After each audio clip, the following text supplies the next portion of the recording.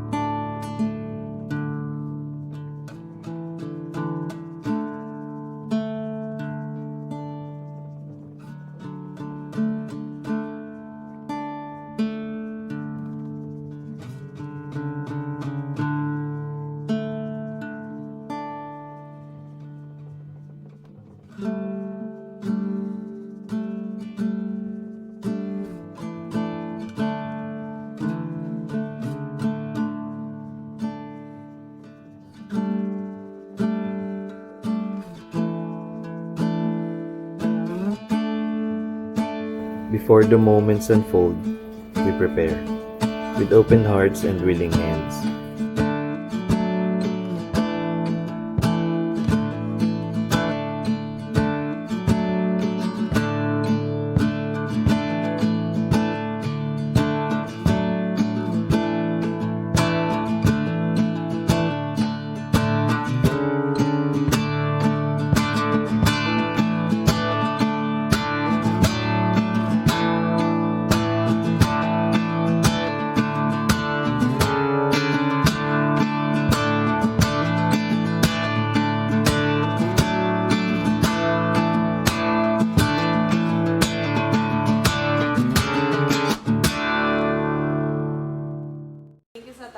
Sa pag-spend ng time nyo ngayong Sabado. So, we're hoping yung think outside the box na makasama pa namin kayo sa iba pang outreach. Kasi, ganun din kami, lang din kami. Galing sa, task as kami lahat din. Isang beses lang kami, tapos after nun, naging panata na namin na sumama, especially every December.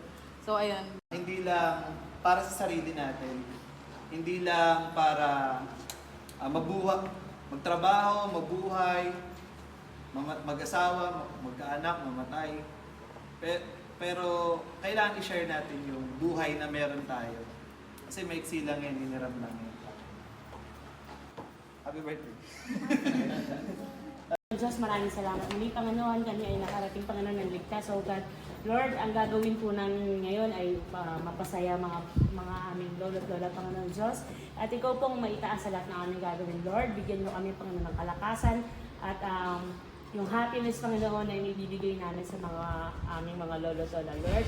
We give you all the glory and the honor, Panginoon, sa lahat ng aming gagawin. Ito pong ang dalangin sa pangalan ng Jesus. Amen.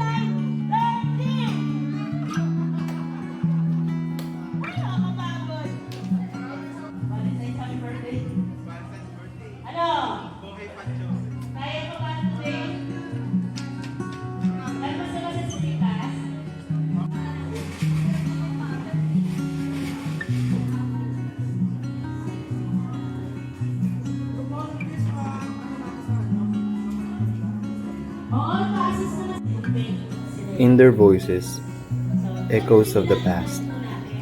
In their words, wisdom for the future. Letter G, 59. Bradley Joel. Isang taon na lang.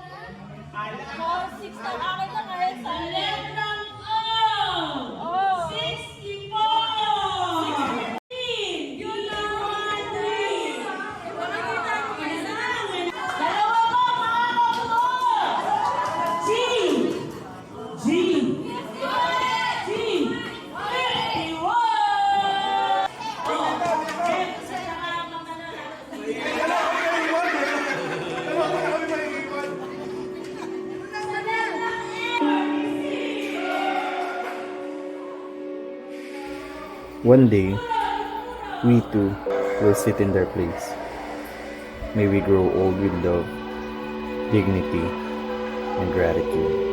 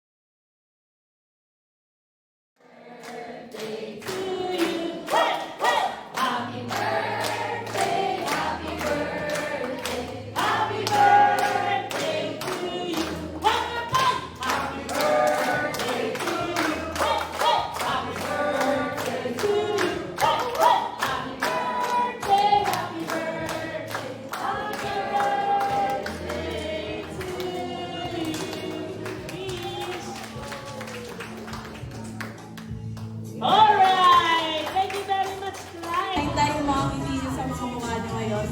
Sana magtuloy-tuloy po at masumama pa yung buhay nyo and enjoy pa rin yung mga susunod na araw natin. Yun lamang po. Maraming salamat. Supportahan mo lang ang Claire lagi para wala nang Kiss! Kiss! Kiss! Eh!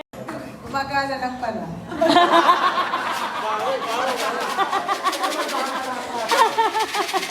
Hindi po, kasi hindi siya naghahangad ng handa para sa sarili niya. Okay niya kasi ano, laging ganun pag birthday niya, gusto niya yung may ibang puntahan siya. Oh.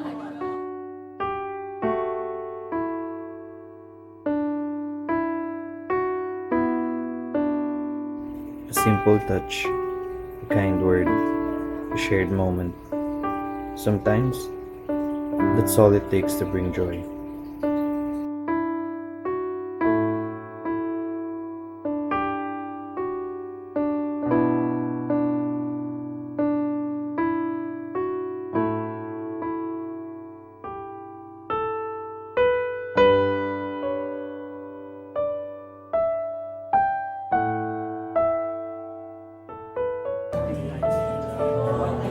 Long lasting and happy life po natin. Salamat po lang.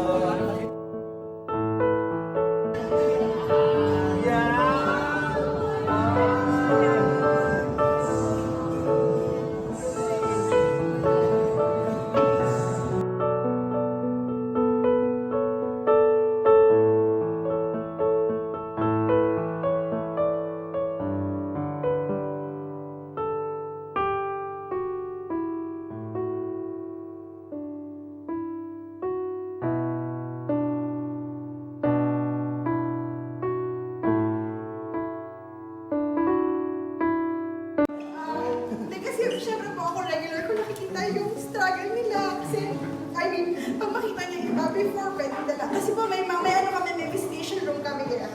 So ngayon, hindi na pwedeng umakit yung family sa baba lang. Kasi may mga ibang elderly magtatanong, "So, bakit ako iniwan ng pamilya ko? Or bakit ayaw nila kami kasama?" Ganon. Good point. Parang darkness kasi siya, parang almost total darkness. Nakikita mo naman yung pain. Kaya sometimes nahihirapan ako makipag-usap din. I think na feel din niyo yun. Not because parang ayaw mo makausap, but because nakikita mo yung sarili mo. I think isa din yun. I think yung in times of darkness, yung ginagawa natin is like a small hope na parang someone cares for them kahit hindi nila kilala. Kaya ko napili dito kasi dahil sa lola ko na nawala na din. Tapos ayun, despite sa mga nangyari, syempre, blessed pa rin tayo lahat. Sana maramdaman nyo na kahit madami tayong pinagdadaanan, maraming blessings, maraming bagay na dapat maging grateful tayo, even the smallest. Sana makita nyo grateful tayo kahit sa sobrang maliit na bagay.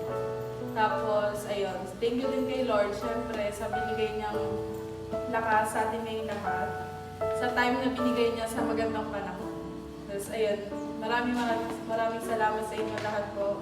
Sana nag-enjoy kayo kahit pa paano. Tapos, na-inspire din ng event na to, yung mga, at na-touch yung buhay ninyo. At saka, may mauwi kayong aral. Yun lang. Yun kasi yung purpose ng outreach lagi. May mga mauuwi kayo talaga. Ayun, masaya akong narinig yung mga insights ng bawat isa. So, ayun, thank you po sa inyo.